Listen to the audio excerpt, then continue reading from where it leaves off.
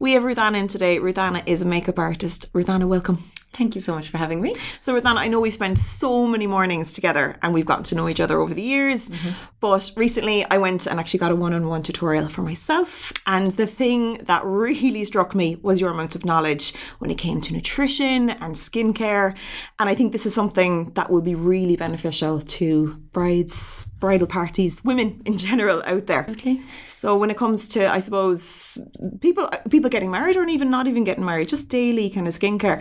I know you were saying a lot about like nutrition and kind of what goes in shines through. Absolutely. Is there anything you can kind of shed some light on there for us? I suppose when I meet somebody and they sit in my chair, or even if I meet them in the supermarket, and I just automatically think, you know, if I see somebody and their makeup isn't maybe sitting 100% correctly, it's never really the makeup. Okay.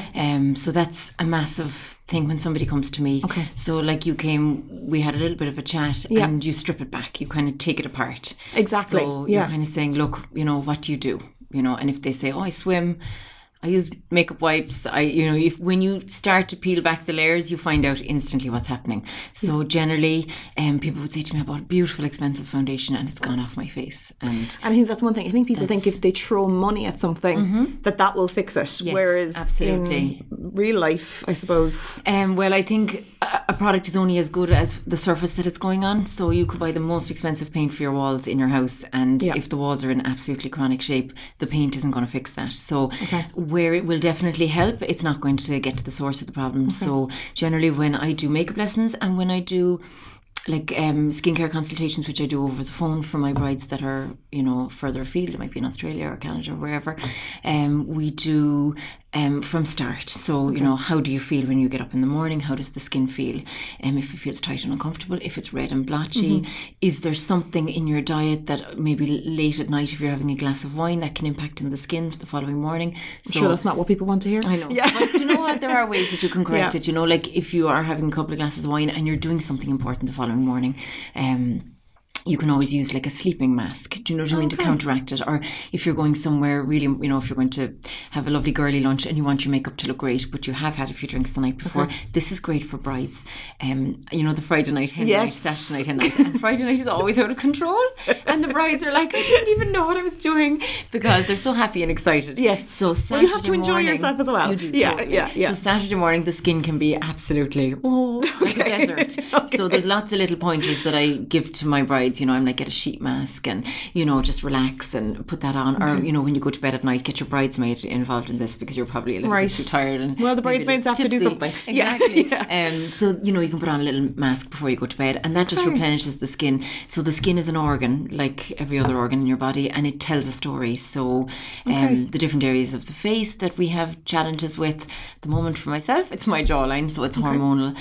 Sometimes across the cheeks it can be diet. The forehead can be stress. Quite a lot. Brides will come to me and they'll say that they're having little boils around their hairline. And again, it's just that your skin is telling you something. So you're investigating, I suppose. There's a mine of information that we can, like, you know, once you tease it out, you know, and generally if I say to somebody, why doesn't your makeup stay on? That also gives me information. So in the trial for the bride, or over the phone if a bride is talking to me, if they can't make it for a trial, I would say to them, you know, talk to me about what happens to your makeup during the day, you know, and that all gives me information as to how I'm going to go forward with them, you know. But I mean, that's amazing, because a lot of people think makeup artists, they just think makeup products, putting it on me correctly, and it's done. But there's so much prep to it, I suppose. I think so. I think technique is absolutely really, really important, because, you know, it's on your face and everybody's going to see it, and it's going to stay there forever on the walls.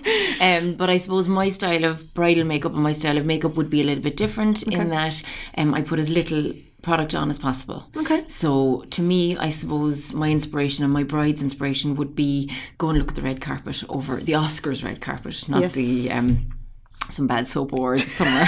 But what we're looking for is high-end celebrities that would pay so much money for their makeup, and what's the style of makeup and look at how natural it is sitting on them. Look at film stars over the last 30, 40, 50 years in the OK magazines. You never see their makeup. They just look amazing. And that, to me, and we all want to be that person. We all want to be that I'm glowing. And like, not your eyeliner looks amazing, your eyes look amazing. So that's my goal. And I think generally when my brides come to me, I think that's why they choose me, is because that's their style as well. Oh, okay. So I think when you pick your makeup artist, I think that's really important, that you look at their photos. Yes. And you say, is it for me? Is it not? I met a lovely bride one day, and she came and she had orange blown out with blue eyeshadow right to the back. And she looked at me and I looked at her, and I was like, it's not going to work. And she was like, but your honesty is great though as well, because I think it's very important. There's no point in going, oh, it's lovely, but thinking, it could be better. Yeah. And I think really I'm only a tool, I suppose. So if you're the bride,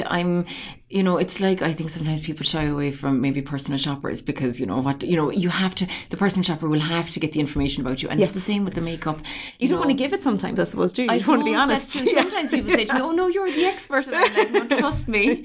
I may know a lot about skincare and makeup, but you look at your face every day, and your fiance looks at your face every day, and they want you. They're marrying you for you. Well, you don't want to walk in and they're kind of going, who's you want? Who's you want? So a lot of people go on these big health kicks, and they lose loads of weight, and they get new long hair, and big mad eyelashes and Botox and lip fillers and all these things. And everybody's different, I suppose, but absolutely. And I think where you have all these amazing things that can enhance you, I think sometimes if you lose the essence of you, that's a lovely way to put it, actually. I just, your face is who your fiance has fallen in love with that. And I think, often I think we need to be more, but we don't. We just need to be ourselves, but just our best version, No, so that's that. I mean, and for people out there that kind of, I suppose, I think when I spoke to you, it didn't even enter into my head. I just thought makeup, I thought putting it on, I thought how it looks. And I think when you're not kind of in that kind of circle of makeup artistry, you're not going to know about these things. So it's really informative for people out there that the journey to the day is just as important as the actual day itself. I suppose now I would have a lot of international brides that don't have trials, and they've no contact with me before the day. Maybe a quick email just to say, I just introduce myself, and we'd be back and forth that way, but we wouldn't meet face to face. And that's fine too. I suppose I would take them earlier in the morning. So rather than, I would usually put my bride second last, so that they have time to enjoy their morning, and they can sit and chat to the girls when they're getting their makeup done. But the international brides that fly in for their wedding just are like if it's an elopement or something. And there's quite a lot of them. Absolutely. I would take them earlier in the sequence so that I can see what happens when the time passes. So then maybe I would have 2.5 hours to look at what's happening with the makeup. And if the makeup starts to disappear very rapidly on the face, we know that although the bride might have said she's excessively oily, maybe she has dehydration issues that maybe we hadn't explored or discovered because we, time elements and that. And I suppose when it comes to actually, brides and they're at the beginning of their wedding journey, and they're now on the lookout for their makeup artist, and I know you kind of touched on a couple of points, but what's the best way to start because there's a minefield when it comes to everything, hair, makeup, photographers, everything. There's so much to choose from. I suppose to help people choose the right makeup artist for them, what would you advise them? How would you like to start the process? Start the ball rolling. I suppose sometimes people would touch base with me, and it could be maybe 3 months out to their wedding day. And they're narrowing their chances to get what they're looking for. So I was going to say 3 months is quite close. Yes, very close. But that's okay. Sometimes, I had a bride recently contact me for a Thursday in February, and I was so excited because I just love her and her family. I've attended some of the weddings. Oh, lovely. To do the makeup for the families, and I was like, yes, I'm free. But it's a Thursday in February, so your chances are significantly higher. Off season, I suppose. Absolutely. But really, I suppose the main thing is when you have your key things booked, which would be, your venue and your whatever ceremony you're having. From there, then, whatever you really find important. Some people, it's their flowers. They might go to a wedding and all they look at is the flowers. Other people, it's their dress. So find out what it is, in the wedding, what is it stands out for you, and book those things. So for some people, they don't care about makeup. You know what I mean? And then it's okay. And, if they can't get me, they might be able to get a local girl down the road that they are delighted and happy, and that's brilliant. So everybody has their own priorities. Do you know what I mean? I had a bride recently, and she booked me before she booked anything else, and I was like, I was crying. I came off the phone, and Mum was like, it's a nice compliment. And I was like, such a compliment. But I think it's becoming more and more important to people though, because I suppose they're putting the bridal look together. Makeup's a massive part of it, and I suppose how finding you, I suppose, when it comes to like looking at online portfolios, social media, those kind of things. I think when you have decided you're going to start looking for my makeup now, I know I would use a lot of hashtags that would make me stand out a little bit, which would be, we'll say natural bride, natural makeup. And when my brides find me, they say, I googled natural makeup West Cork.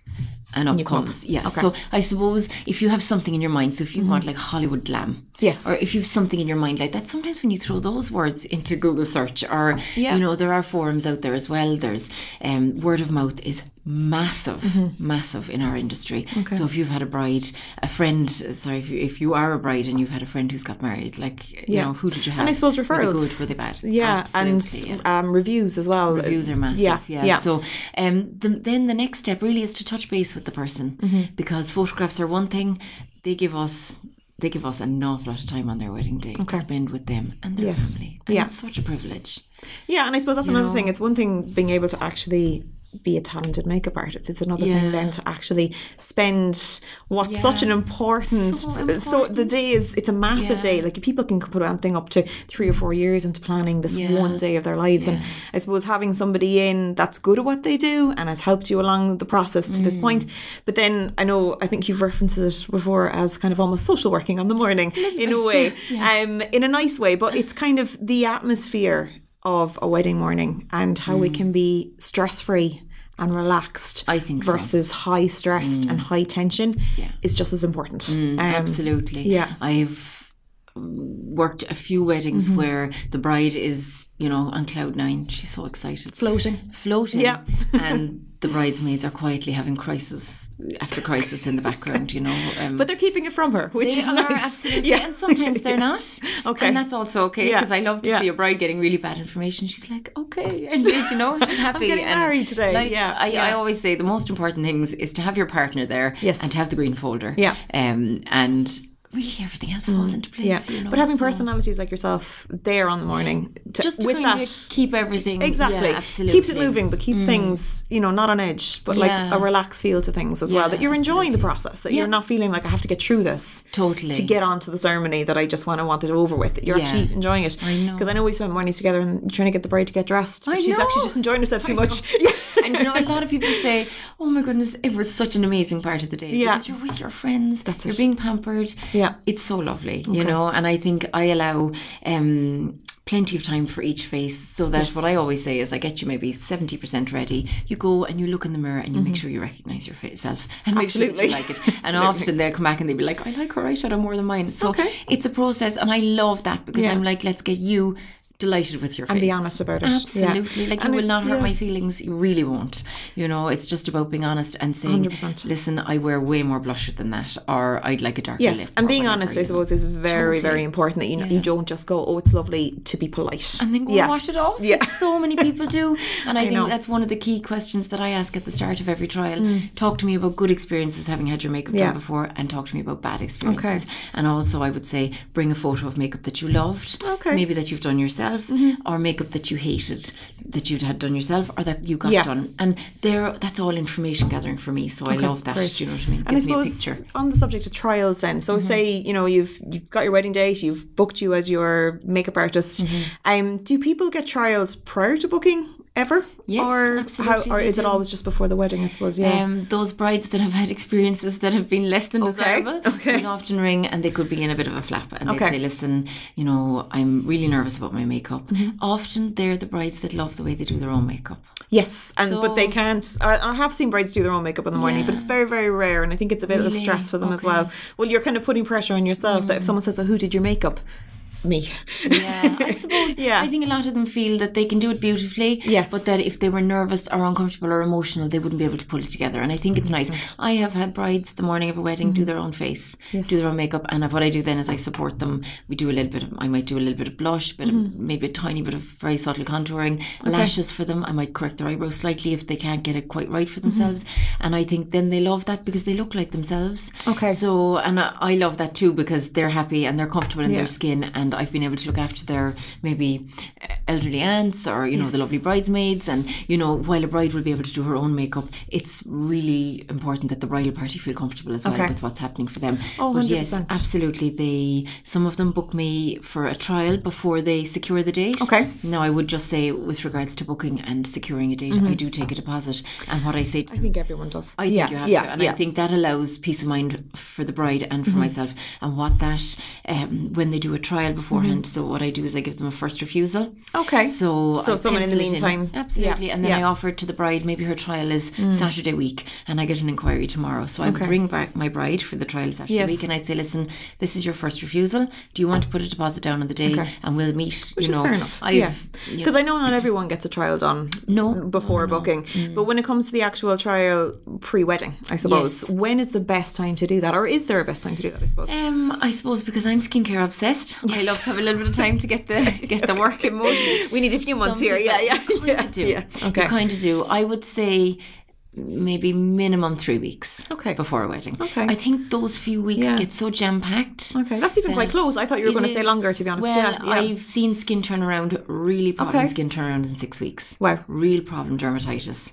I've seen it massive turnaround. Just from changing kind of habits and just about exploring what's happening for them and saying, well, listen, how about we try this and this, and I just, oh my goodness, I get amazing results. They just ring me back and they're like, and it's amazing. I just love that. And is it always just the bride that would get a trial, or do you do trials then for bridesmaids, moms, things like that? Everyone, or what would you encourage? Everyone, whoever, often the moms tend to be very nervous because they think makeup and they think, and for them, and I suppose a lot of moms wouldn't wear makeup. Some people just don't wear makeup, and then they're told, well, you have to for the wedding. Photographs and with, we've all seen that experience where somebody has got their spray tan quite dark and they're standing next to, we'll say the bride has maybe done her own tan and the bridesmaids have got a very strong spray tan, and the contrast, and it can look like that a little bit sometimes with the moms when they don't wear makeup, and then they have the bride who's quite glamorous and quite done, and is the contrast of the two skins when you photograph it. So even something light is better than nothing at all. Sheer and invisible to the naked eye, but you see it on camera. It's amazing. Just a very sheer veil.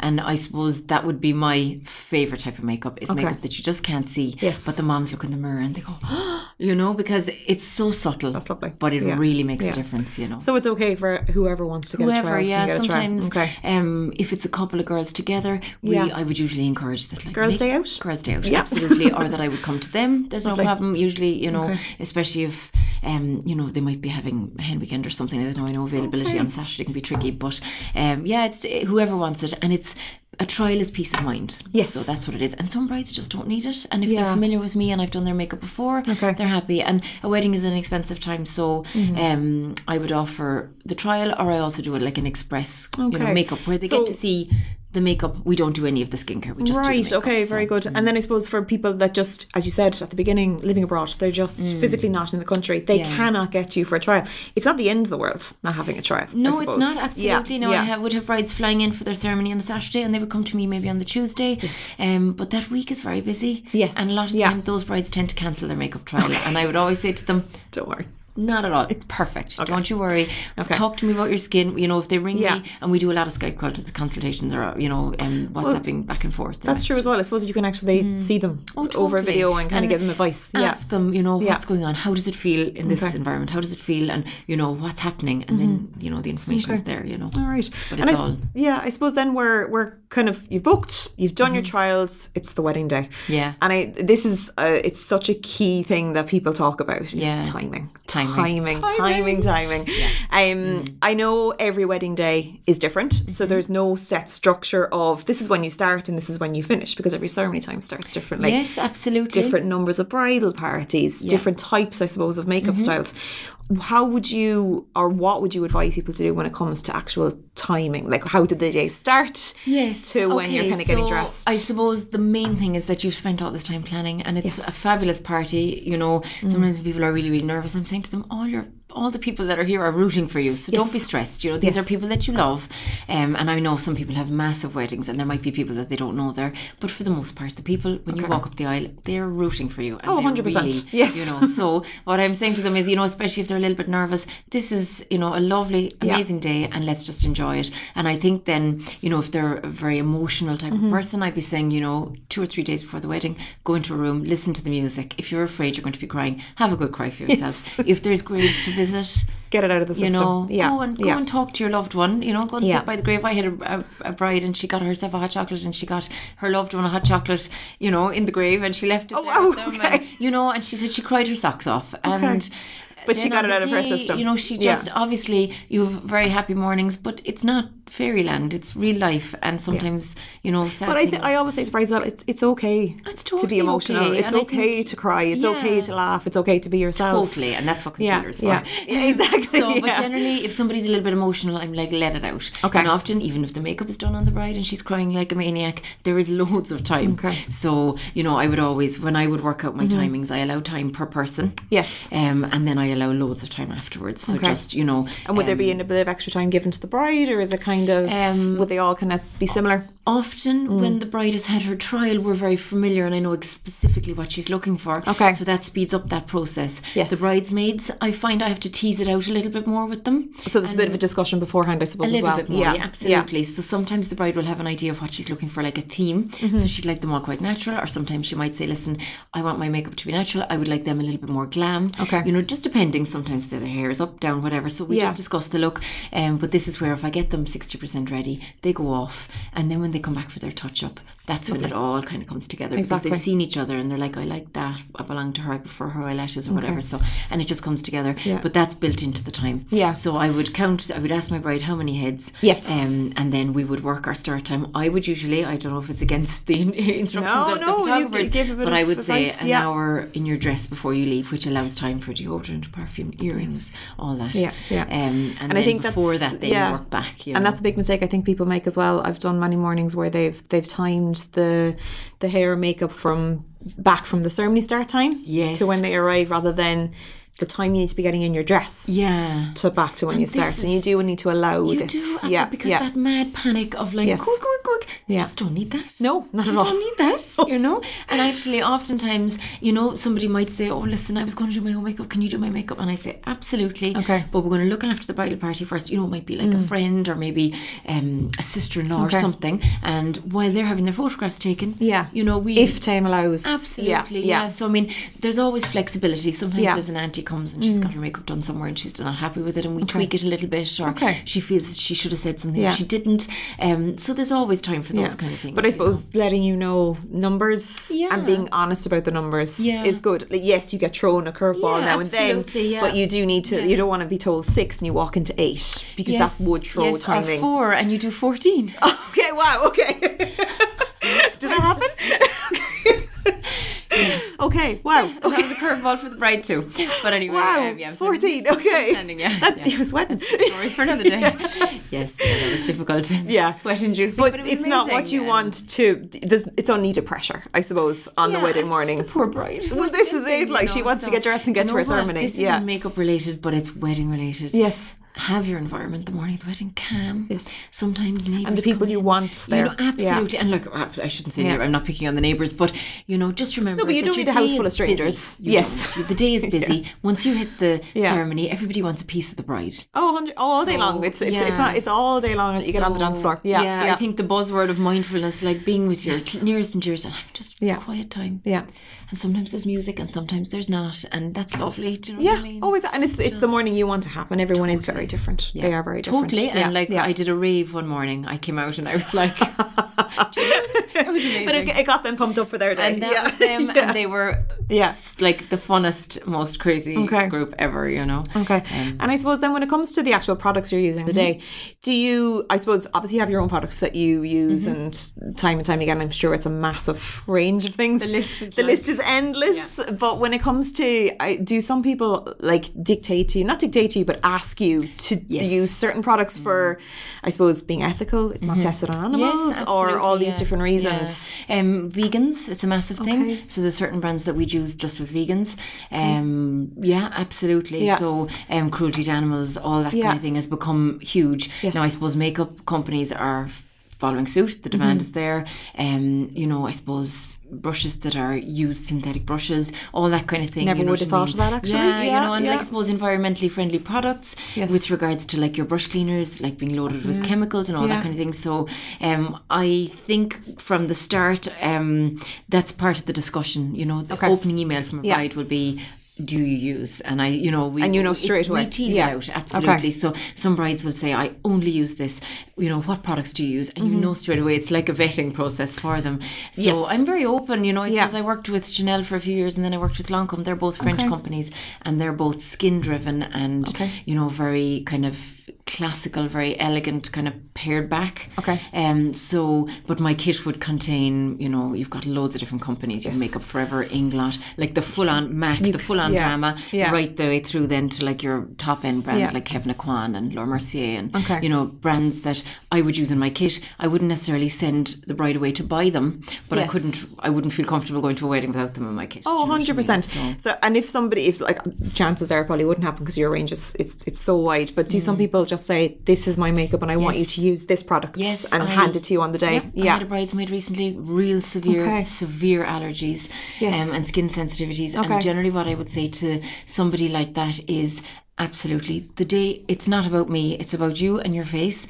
And if your face is sensitive, she gave me 3 products. She gave me an eyeliner, a powder, and a lipstick. They were 3 tried and tested. That was all I used on her face. The lipstick we used as her blush. I used the lipstick as a little bit of eyeshadow. I had to use her pencil for a little bit of lip line. You just make it work. And her skin was just that sensitive that she could not use other products. But she had never used her eyeliner in her eyebrows or as her lip liner. So but never thought of it. So I was like, there's endless possibilities. And actually, she messaged me afterwards and she said, I love my makeup, thank you so much. And do you know what? I was terrified because I was like, but what about my product? Well, you've been given 3 products to do an entire face. It's a challenge. I know when I did some training years ago, we were given like a white stick and a dark like charcoal grey stick, and you contoured the face with that. This is back when people didn't even know what contouring was. People have, like makeup artists have always contoured the face, so it's not a new thing. It's just, I suppose it's become a bit more of a generic term. But it's just been comfortable with things being thrown at you, I suppose, on the day. Yes, absolutely. And sometimes people will say, I hate it.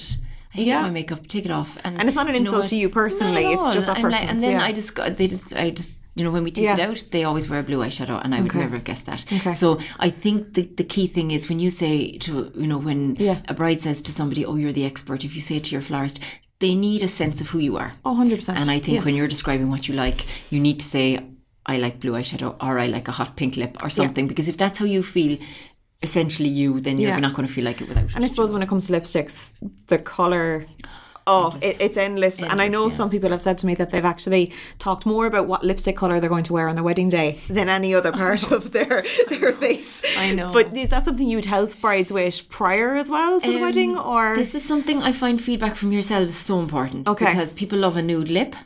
But I don't know if you'd agree with me. Does it drop like 3 shades in a photograph so it looks like it disappears? I suppose touching up to it today is also key. It's one thing, I suppose, when the makeup artist finishes and you've got that perfect, this is how I want to look the next 14 hours. Don't move. Don't even touch me. Realistically, the next 14 hours, no matter how good your fixing spray is, it's not going to stay there. It's wear and tear, This is why, and I'm obsessed with this, the less product you have on your face, the less wear and tear. Makes sense. Yeah, I suppose if you start off with a lot, there's a lot more to wear off, isn't there? There's a lot more to break down. You have natural oils in your face, and when they come to the surface, they start to break down your makeup. No matter what happens. Sweating, tears, whatever. The less product you have on the face and the more buffed in it is, the better the makeup lasts. Right. And I would have brides that would send me photographs at 10 or 11 o'clock at night, and their makeup is just the exact same. Now their lipstick, I would always say, people say to me, have you a lipstick that lasts? I'm like, have you ever found a lipstick in the last 20 years? That is touch ups, I suppose. So you can go for the long stay lipsticks that last the 14 hours. They start to crease on the lip, they start to bleed slightly, they're just not comfortable to wear. So I would say your times for touch up for a lipstick would be after you've met, done a meet and greet with your guests, and you feel like you just want to just catch your breath or whatever. Absolutely, kissing and that. Before the first dance, maybe after your meal, those kind of times when you just catch your breath, your bridesmaid can be there with the lipstick, or as I do know, you've been known to carry a lipstick in your pocket just in case. Just in case. So also with that, if you're not high drama, I would say a lipstick that looks nice worn in. So I don't think really, some of my brides love a red lip, and a red lip is timeless and absolutely amazing. But there's a lot more maintenance, isn't there? And there's no point being deluded. It is going to transfer a little bit. You can blot it off. Well, you see the groom is also now wearing the red lipstick as well after the first make kiss. sure that colour works for him. I asked them to come to the trial too, but no. Now kiss. So exactly, we practice. So no, I suppose the thing is with makeup, you know, you have to be able to wear it. You have to be able to touch it. If it comes off on the lips, it has to still look nice. And I think that's where things like lip pencils, you know, they give a little bit of strength on the lips, so that when the lipstick does wear off during the ceremony or whatever, that there's still a little bit of something there. 100%. So, and I suppose with products then as well, on your wedding day you're being photographed and videoed quite a bit, and I know certain products react differently on camera, on flash, and there can be bounce back, there can be shine, and it's one thing to say I love to use this product, but if this product is, you know, for a fact going to be bouncing off their face, that's something that people need to, I suppose, consider as well when they're doing. It's not just for, you know, person to person interaction, it's on camera as well. I do have certain brands of foundation that if I'm not well, if I have a sinus infection or I have a really bad head cold or something, I will put this makeup down the centre of my face. I will keep my normal foundation to the rest of my face, but there are foundations that will not budge, but they photograph terribly. So that's all something in the discussion, you know, and like there's always ways around it, do you know what I mean? And this is where, you know, we do a lot of trialing back and forth and seeing, you know, look, you know, see how this one goes for you and recommendations and that. And every bride and every bridesmaid that I meet, it's like I'm gathering information all the time. So I'm sucking the information out of them. Like, so tell me what foundations you love. Tell me what moisturisers you love.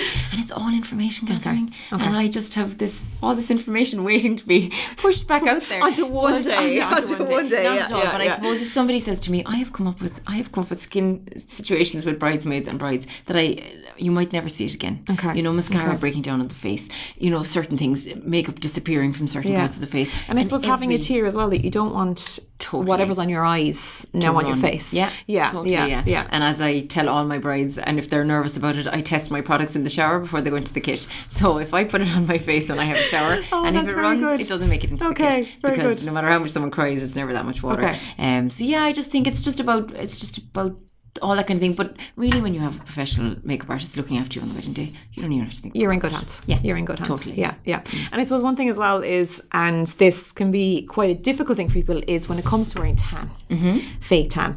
I know some people want the full blown, I've just come back from the Caribbean after 2 weeks, look at me.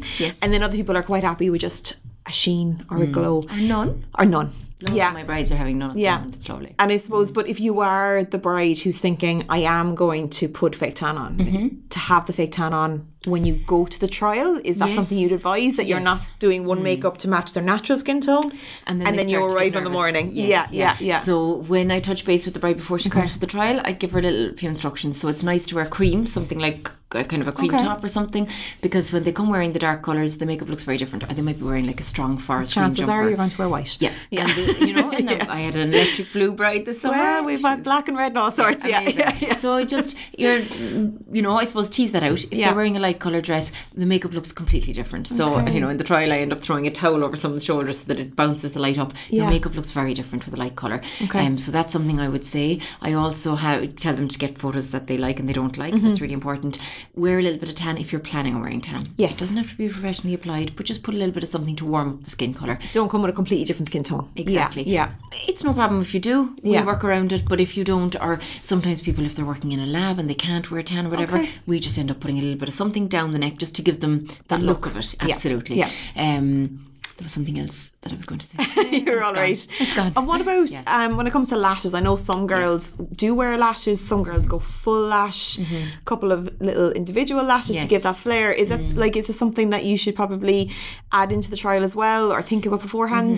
I suppose now it's commonplace that people know what they like. Do you know what I mean? Now I do still come across people, especially with say the mothers that have never worn anything. The lashes that I use, there's a whole range of them, but some of them are so tiny that you can't even see them. They're great for alopecia. They're great for people going through certain treatments, you know, cancer treatments and things, if they've got hair loss or anything like that. They're the tiniest, and they're like a very soft blonde brown, so they fill them out. So they go from that to the You the know, full on. Yeah. So, and then you have the brides that get the extensions. So it's a personal choice. Yeah. Everybody's different. And what I would say for a bride, I might try 2 different looks on 2 different eyes. So I'd say, do you prefer those lashes? Do you prefer those lashes? Or do you prefer none? Yeah. And we work it out that way. I suppose with the extensions, it shouldn't be something that you've done for the first time prior to the wedding. You probably should get them done a couple of times to make sure you're okay with them, because it's not a case of just removing it. No, it's not. Yeah. Sometimes it's the experience people don't like, because some of them, they would tape the eye and it can take it's like an hour and a bit with your eyes closed. It's not something people are comfortable with, some people. Definitely not something, and I would beseech of people not to try any new products the week of the wedding. Yes. Don't go get their do not listen to people when they say, you have to go get your eyelashes tinted. No, because I've seen some really sad, difficult situations where brides can't even open their eyes. Stick to what you know. Yeah. Totally, yeah. And do not listen to people when they tell you to do things the week of the wedding. Just do what suits yourself and keep doing what you're doing. Yeah. You know what I mean? Back to the tan. I knew there was something. Go on. This is back to skincare. If the tan isn't sitting nicely on the skin. Yes. 99% of the time, it's not really the tan's problem. It could be that your skin could be really, We're back to what we first talked about. Yeah. So it's inside out. The tan is looking all patchy and blotchy, and the bridesmaid next to you, she's glowing and beautiful.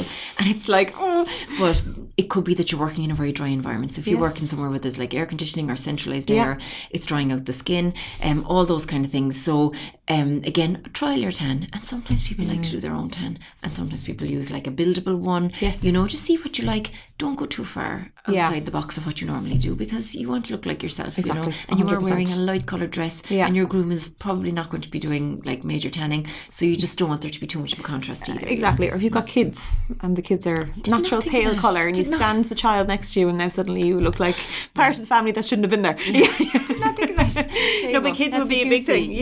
Kids would be a big thing. Okay, could we tan the children? No. We could tan the children. I don't know if we're allowed to do that. We're not going to tan children. There was another thing as well that we just tan on the face. Yes. So people always ask me that. Yeah. So it's a personal choice. If you've tanned your face before, absolutely. Okay. But if it's something that you've never done before, again, the night before the wedding isn't the time to try it. Makeup can look lovely and luminous on a face that has a little bit of tan. Okay. I have one particular brand, tried and tested. It's been out there for years and years and years. So I just advise brides. I'm like, look, you know, or sometimes I can give them a little sample, or they can go in themselves and try it. I would say if you're getting a tan on the face, get a face tan. Yes. You know, make sure it's not just body tan brought up. Okay. Because certain ones, the texture of the skin is different. Yeah. So just have a think about that. Yeah. And I suppose if you put all that time into your skincare and then you spray your face with body tan, you could be undoing what you've worked on as well. If they're non-comedogenic, they're fine. So if they don't clog the pores, and sometimes you can get like a little trace of black dots and whatever. We don't want that. We don't want that. Definitely not. Exactly. But you know what? I've had horrendous tan disasters with bridesmaids and things done.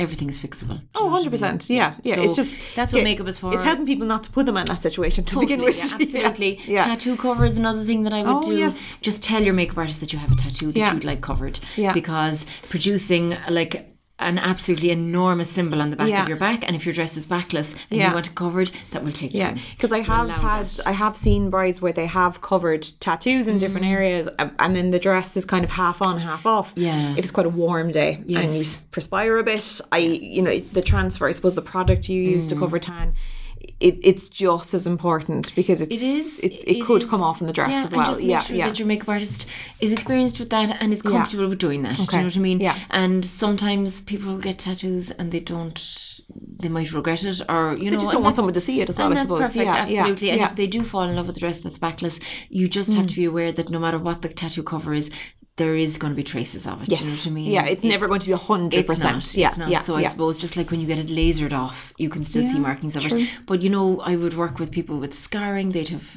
scarring on the neck. They've had thyroid issues or whatever. Okay. You can cover an awful lot. Yes. And I suppose it's just about making the person feel good on the day, and that they feel comfortable. And that's what's so important, to tell them to look in the mirror when they're having it done. Do they like what they see? Yes, and be honest again. And makeup is very different in a photograph to it does in real life. It does. So I think you have to be comfortable with it in real life and like it in a photograph. Yeah. And I suppose different lighting as well, natural light versus artificial light, and all those kind of things. But sure, that's and I suppose I think something we've seen as well recently is obviously you get your makeup done in the morning, and then makeup artists coming back in later on that evening, say after the meal, before the first dance, everything from just a touch-up to a change from a very natural look to a more kind of nighttime party look. Yeah. And is that something that you think is needed, or is it depend on the individual? It depends on the individual. Okay. It does, definitely, because some brides love the feeling of, and I've seen it more and more this year, was a dress that's one way and it's like they take it apart and it looks different. You can take the skirt off, or you and can, then you hear the hairdressers and they're like, and you just take out this pin and it falls flows. down. Yes. It's just like, and I'm going, I wish Please I work like when that. you take the pin out. Yeah. So I suppose it's about changing up the look. Yes. I think, to be honest, if I was to be asked my personal opinion of it, I think your time with your loved ones is so important on the day, and I think that they're kind of things that maybe, if you're looking for time on the day, I don't think you're going to have spare time. Yes. You know, I would say, and I really regretted for my own wedding day not going out after the meal and getting a picture of my husband just to be the most beautiful venue, and I didn't. And after dark shadows, you know what I was doing? I was just having fun, and I don't even think I put on lipstick. I maybe touched up lipstick once. You enjoyed your day. I had an absolute ball. I just didn't want it to end. And I suppose you have to think of that time that you're giving to the hair, the makeup, whoever it is that's coming in, and just remember that that's time that you don't have down with your family and your friends and your loved ones. So that's a call that you make. It's an option, but it's not for everyone, I suppose. Absolutely, yeah. And for some people, how they look and how they photograph, it's really important to them. You know what I mean? And if you're an Instagram obsessed, love all your filters and you love all your makeup and you love that, absolutely go for it. Go for a strong lip for nighttime, crank up the eyeliner, do all that. You know, I would show brides in the trial how to take it from day to night. So very quickly, with the tiniest flick of a dark eyeliner, and a tiny bit stronger on the blush line. You get it from day to night. But the lights go down and you can take it a tiny bit stronger if you want to. But like that takes 10 seconds with a bridesmaid. And I would show them rather than half an hour in a room somewhere with a makeup artist. It's really your own call, you know what I mean? And sometimes I've gone back to hotel rooms again with people who are undergoing treatment, hormonal, menopausal issues and things like that, where the mothers are sweating an awful lot and they're very conscious. High colours, high flushes, things like that, or blotchy necks. All that kind of thing, we'd look after all that kind of stuff. So absolutely, if it's something that works for you, absolutely, you know, ask your makeup artist for it. You know, and you've got so much knowledge when it comes to makeup. I mean, it's kind of it's endless, and I think we could talk about this. We could actually sit here talking all day, Ruthanna, I'd say, to be honest. But I mean, how did you get to where you are now? I mean, I know that a lot of people we meet in the industry, they didn't start off where they are now, kind of thing, and their life experience has brought them to where they are. How did you get into makeup? I suppose by default. Isn't it funny? Like, so I was 18 and I was doing print media in college. Couple of years ago, like 6 years ago. Sadly, a long time.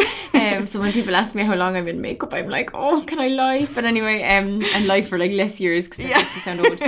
I started working with Chanel.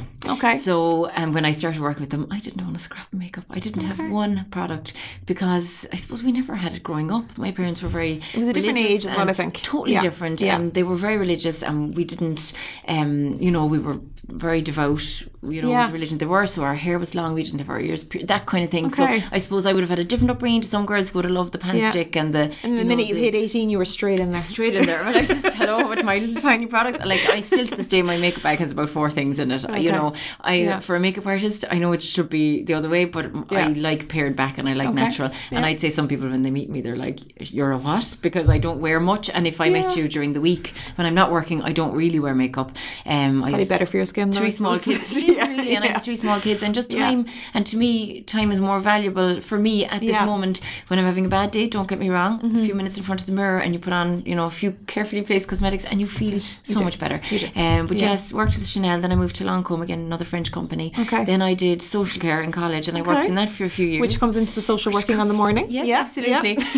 But I suppose, having worked in sales, I'm not a salesperson at all. Like, I used to send people, I used to be killed because I used to send people away off and I'd be like, now go down and get your vitamin B and take this and maybe try this. Being too nice. Well, not being too nice, but like, really, is this €160 cream going to do you any justice? Oh, you were the worst salesperson. If you haven't sorted, you know, if there's something going on inside your body that, you know, if you've got like hormonal acne, you know, really your cleanser is one step in the stages, but there's a lot of other things.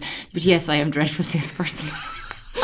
Anyway, I went from there into social care, which was working with people but not selling. But you're still working with people in today, though. Absolutely. I'm still not selling, which I love. And I love that I can meet people, and I do makeup lessons with people, and I say I'm not brand loyal. Okay. So I love that because you can be really honest and you can say the eyeliner is amazing by that brand, but their mascara is dreadful. Okay. And this blusher is brilliant, but this one, Yeah. And like what the bloggers are wearing in their shade, they tell you their shade. I'm wearing this color, and everybody goes out and buys it, even though it's not their they're shade. not actually wearing it. No, and, it's not and they're also not wearing it. So I suppose it's just about being honest with people. And I think sometimes there's a fine line when you're trying to sell something to somebody, and your commission, your wage is based on you moving these products. Whereas I'm in the very, very lucky position that I can be very 100% honest with people and say, listen, but that's such a genuine thing to have for people though as well, because I think people need that, especially when it comes to weddings, because when it comes to weddings and spending, it can get a little bit out of control. And when people are pointing you in a direction to spend where there actually was no need to spend, that honesty really, I think it benefits brides so much. I think so, and I think this is where your budget, the sky's the limit. You can spend as much as you like on a wedding, but this is where you prioritise. So you say, listen, I would send brides away, and what I would be asking them to buy would be 20 euros worth of stuff. Okay. And it works amazingly. Fabulous. Do you know what I mean? So it's not about spending 500, 600, 700 euros on products. It's about getting the right thing for you. Okay. And what's right for your bridesmaid mightn't be right for you. Or where your knowledge is kind of invaluable then, I suppose, in that way. It's like, but it does. I mean, for people that they just don't know these things, Ruthanna, like it's everyone's it's funny, like, when you know it, you don't think it's something to know, if you know what I mean. Exactly. But it's so beneficial to people to actually have someone there in your corner helping you out from the minute you contact them to actually inquire about a booking to the morning itself. I suppose what I have isn't what you'd learn in makeup artistry, professional formal training. Do you know what I mean? Because as I always say to people, like, don't come near me for special effects makeup. That's just not what I do. Okay. I've lived in a house for as long back as I can remember. My dad has been very unwell. Okay. Major health challenges, like right the way through our childhood. And for him, he would always look at it holistically. So like, what am I doing? What did I eat yesterday? What did I like different climates affect him. So we went on holidays one time and we got off the plane and the humidity was like 98%. It was a tropical island. Very long story. It's for another day. And he literally collapsed because the humidity affected him. So to see how the body can be impacted by what you do in your environment and everything. And when you bring it back to makeup, I know it sounds a bit extreme, but like when people are having war with their skin and they're like, I've bought all these lovely products and they're not working for me. Sometimes it's not that. It might be. And that's where that came from, I suppose, with you. And that's where it came from, And I just, to me, it's so obvious, but I suppose it mightn't be obvious to other people. Because they haven't lived it either. Absolutely. Exactly. So that's where that came from. But I think, Ruthanna, like today has been so informative. I've still learned new things, which is great. And thank you so much for coming in and sharing your knowledge. Is there anything that you'd like to kind of final hint or tip you'd like to give a bride or groom or bridesmaid or mom or whoever it is when it comes to makeup before we kind of wrap it up? Oh my goodness, the pressure. I suppose if for the bag, everybody asks me that. Okay. For the makeup bag for the day, if somebody, what do they buy? Yeah. So I would say lipstick, which you had talked about earlier. Yes. I would get a translucent powder that can be used on men and women. Okay. Because sometimes if the groom is really nervous, he can perspire a bit. So get a translucent, transparent powder. I have a few favourites. If anybody needs recommendations, I'm always good to like email them off or whatever. So that really makes a difference. You do not need to carry your foundation in your bag because you're not going to have time.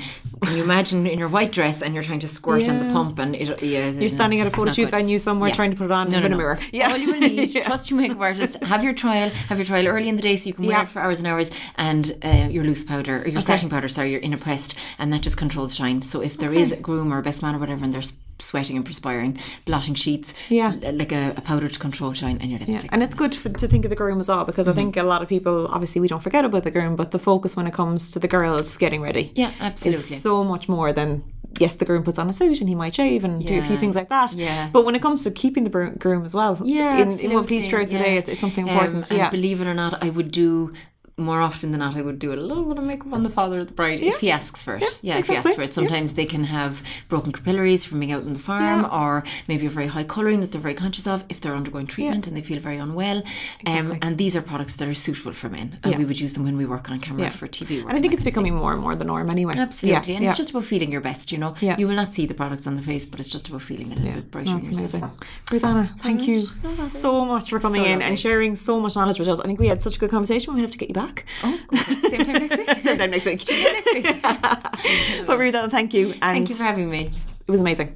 Perfect. Fab.